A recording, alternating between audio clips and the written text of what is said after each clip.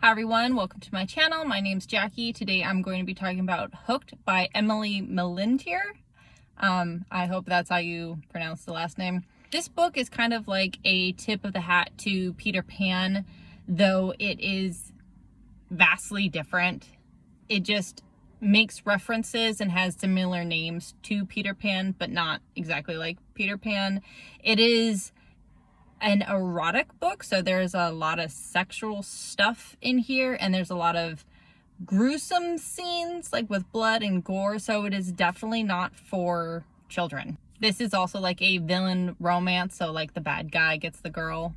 Wendy is our main female lead. She's in her 20s and she works at a small coffee shop. She doesn't need to work at the coffee shop because her dad, Peter, owns an airline company and makes just a ton of money. He is super loaded. She lives in this giant mansion with her little brother John, who is still in high school. Right now, he is being quote unquote homeschooled because he's been going through a lot of bullying. So she's kind of watching him working at the same time, and then their dad's off like traveling the world and doing his own thing.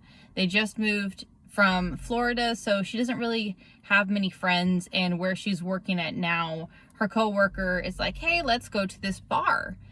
You know, this is like our favorite hangout place, and she ends up going and using her friend's like sister's ID because she is just under 21. She's almost 21, so she uses this fake ID.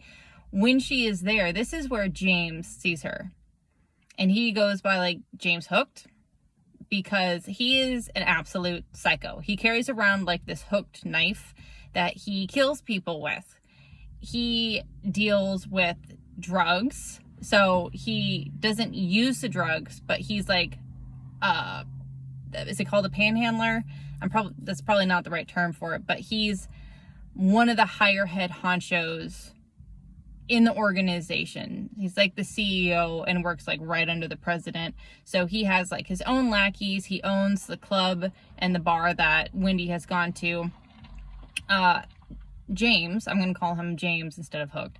James sees her on the security camera at the door because there's an issue. One of her friends is like making a big deal that they're not being let in.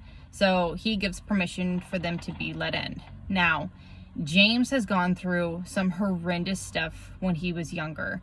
You actually find out right away that he kills his uncle because his uncle was sexually and physically, verbally abusing him.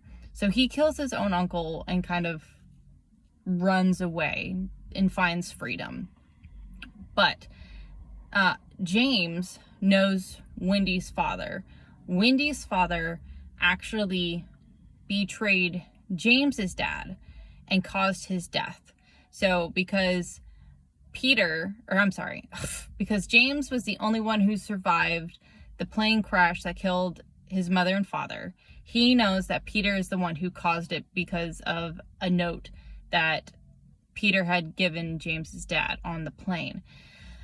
Now, James has made it his life goal to kill Peter and to get back at him for killing his family. James sees Wendy, knows it's Peter's daughter because of the years of research and keeping tabs on Peter. So he's like, this is how I'm going to get back at Peter. I'm going to get his daughter to basically like fall in love with me and be entangled with me, and then I'm going to kill him in front of her and get my revenge. So he starts, laying the groundwork out, meeting up with her, them flirting, being persistent, wanting to go on a date with her, just like doing all the right things. And she does like him. She does want to go on dates with him. He just has this charisma about him where she wants to go and do these things and be with him, and she likes him. He starts to have feelings for her. She's a beautiful girl, and she just, in herself, the way she is around him just makes him feel really comfortable and makes him feel complete. And very fast, he starts to have this obsession over her and this possessiveness over her. Like, no one's allowed to touch you. I don't want people talking to you. And just it's very all consuming for him, but he still knows that he wants to get back at Peter. Now James is thinking like Wendy's like super innocent and everything is really going good in their relationship, but something happens where James feels like Wendy is on her dad's side and knew all along who James really was and that she betrayed him. So there is some just crazy stuff that happens, and it's like one of those things, it's like I wish you could, you know, work on your communication, because if you just like asked her, like you wouldn't be doing all this crazy shenanigans to her. And I really don't want to delve too much into the second half of the book, or like the last half of the book, because it's really intense and really interesting, but I just don't want to take away from your reading experience as a reader. I will say that for this book, the layers of betrayal and the twists at the end was rather shocking, because as it nears the end, you kind of, it's not that there's a lot of bad guys, but there's at least a decent amount of people who could be the bad guy, who could be the guilty one, who could be the face behind the mask that's pulling all these strings, and you don't know who it is until like the very tip top of like the climax point. And then even after that, there's still like another twist that goes on past that point. I really enjoyed how the author has done the build-up and has kind of set just these little tiny details along the way that you may or you may not catch on to, that will help you like solve who the bad guy is before the very end.